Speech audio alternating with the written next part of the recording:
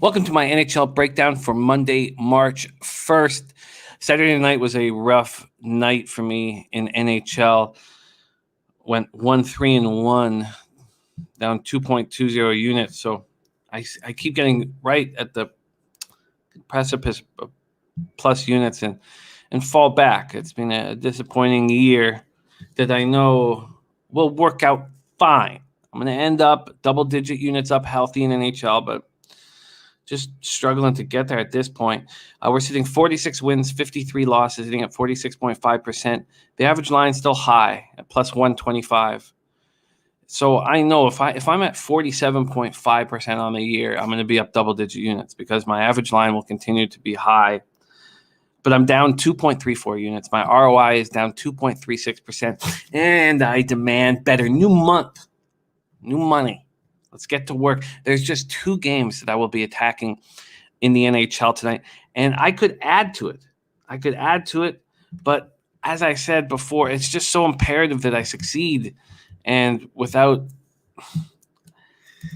keeping it at a smaller amount of games is the best way for me to do that at this point. And once I get up nice and healthy, maybe I can open it up and stretch it out. But I will be making 3 bets on these 2 games. And we start with going for a big score here in the game of the night. Minnesota Wild at Vegas Golden Knights, excuse me. I can't wait to watch this one. And truly, when I break this down, I really believe this game means so much to the Minnesota Wild and doesn't mean anything to the Vegas Golden Knights. Do they really care about this game? I'm sure they want to keep the Wild down, and they can probably tell by just reading the standings that this is an upstart group that should be worried about to some extent. But this is a litmus test for the Minnesota Wild that means so much to them. They open up at plus 120. They've gone up to plus 125. From a totals perspective, the Golden Knights have played through 7 straight unders, and they're sitting here with a 5.5 that is slightly juiced to the over. It's a basic of minus 115, minus 105 situation here. And I'm making 2 moves. I'm taking the Minnesota Wild minus 1 for a giant score at plus 244. And then I'm also taking Minnesota on the first period money line, which is plus 120. I really think they come out fired up. And that is a nice spot here. It's not on the 3-way, so the tie is a push.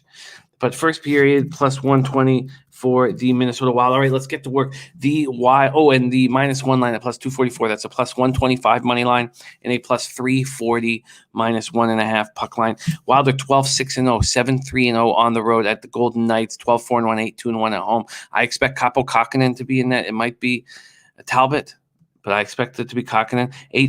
Really, I'd prefer it to be Kakkonen, but it's not like Talbot would hurt this spot at all. 8-4-0 for Kakkonen, 2.41 goals against average, 9.15 save percentage. Marc-Andre Fleury has been very good for Vegas, 9-3-0, 1.58 goals against average, 9.41 save percentage, 3 shutouts. Wild special teams, their penalty killing always strong, 84.9% penalty killing.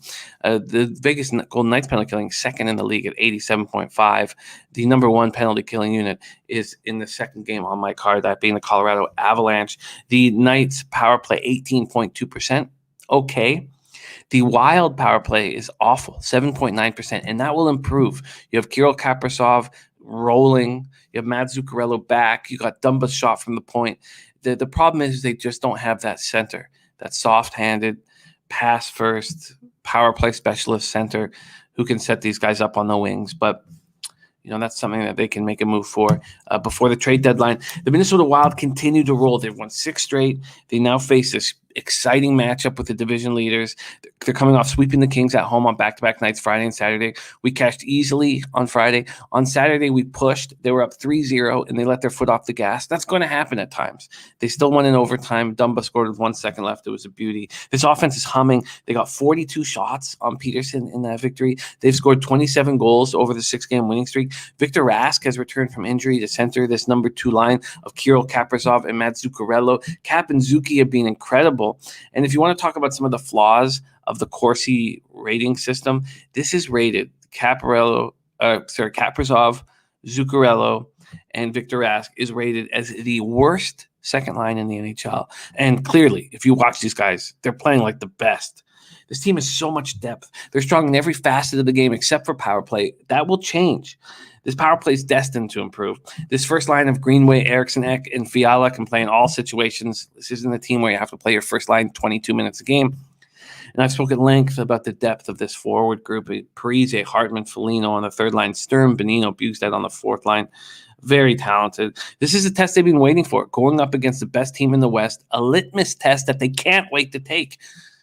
The Knights have won 2 straight. They're coming off 3-2 overtime win at Anaheim on Saturday night. As I said, they played 7 straight unders with Lehner out of the lineup. Marc-Andre Fleury's been spectacular. Shea Theodore and Alex Pietrangelo have passed Roman Josi and Ryan Ellis to be the second best defensive pairing in the NHL behind Zach Werenski and Seth Jones. I'm not surprised that they have struggled to score. Chandler Stevenson is the 101st rated center in the league. He's centering the top line and playing heavy minutes. 2012 third-round pick has 27 goals in 226 games. He's never scored more than 8 goals in an NHL or AHL season. Then you have Max Pacioretty, William Karlsson, Riley Smith, Jonathan Marchessault are 30% of your payroll. They're paying way too much for second and third line forwards, and they only use 23.9% of their payroll on defense. What if something happens to Pietrangelo or Shea Theodore?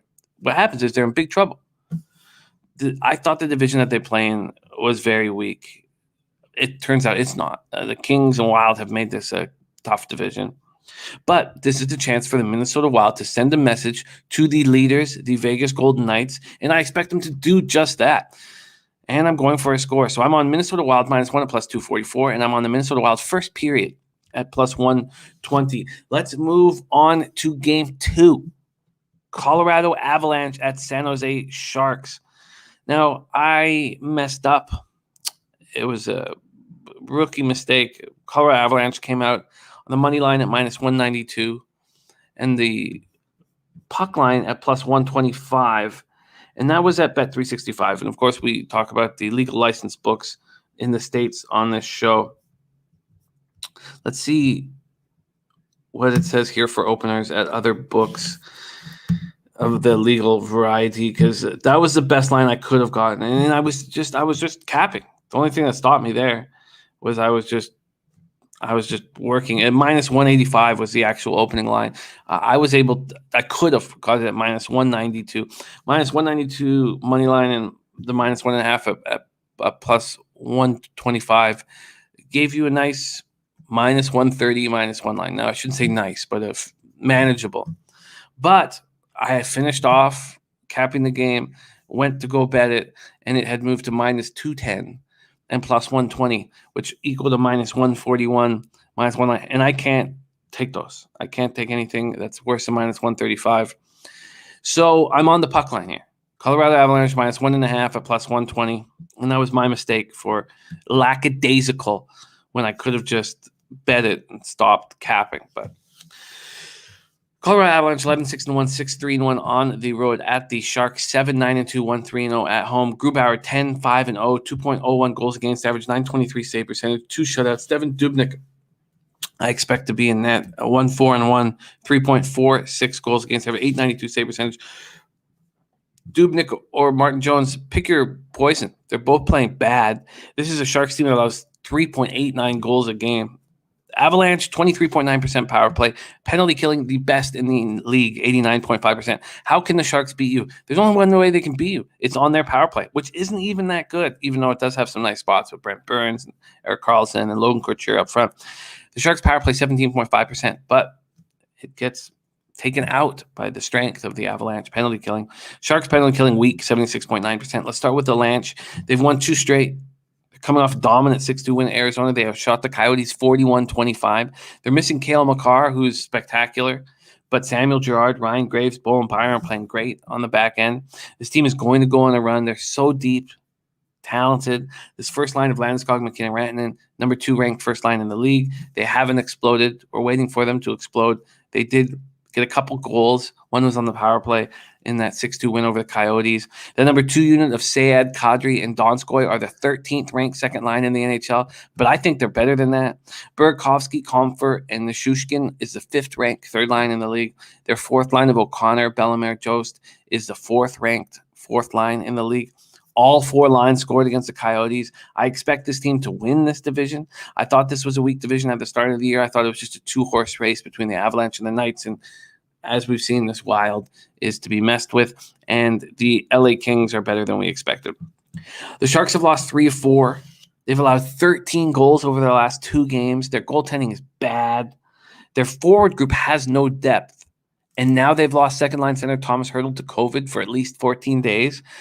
You can't move Patrick Marleau to the second line. I mean, he's 41. He's played 1,741 games. He's got 1 goal and 3 assists in 18 games. He plays 12 minutes a game. You can't just move him onto the second-line center and expect top 6 minutes out of him. So they're putting 24-year-old Dylan Gambrell. He's got 5 goals in 75 games. That's going to be your second-line centerman? How is Doug Wilson not being fired yet? They're dangerous on the power play. Avalanche can take care of that with their strong penalty killing. So how can they beat you? And what happened to Erik Karlsson? 0 goals, 4 assists, a -7 in 14 games. This, if you can get a -1 line in the -125 to -130 range, it's the best bet on the board. At -1.5 plus 120, it's a bet I will make, but I would prefer to have gotten in on that -1 line. I just don't see the Avalanche losing this game, and I don't want to lose if they win by a goal, which is the situation I put myself in. Colorado Avalanche -1.5 at plus 120. The Minnesota Wild -1 at plus 244. And the Minnesota Wild first period at plus 120. That is my NHL action for Monday, March 1st. Let's get paid in full. Let's keep climbing. We're coming off a good week, but it's time to get into plus units. Let's have the next show start with us in plus units. Let's get that cash. After Friday night, I ended at minus 0.14 units. I was so close to getting into the plus unit range. We'll get there. It'll just take a little time. Thank you guys so much for your support of the show. The more support we get of this show, the more time I can put into it. So thank you so much for watching. And I love NHL so much. So let's get paid in full. Get that cash. On behalf of everybody here, odds.com. Thank you for watching.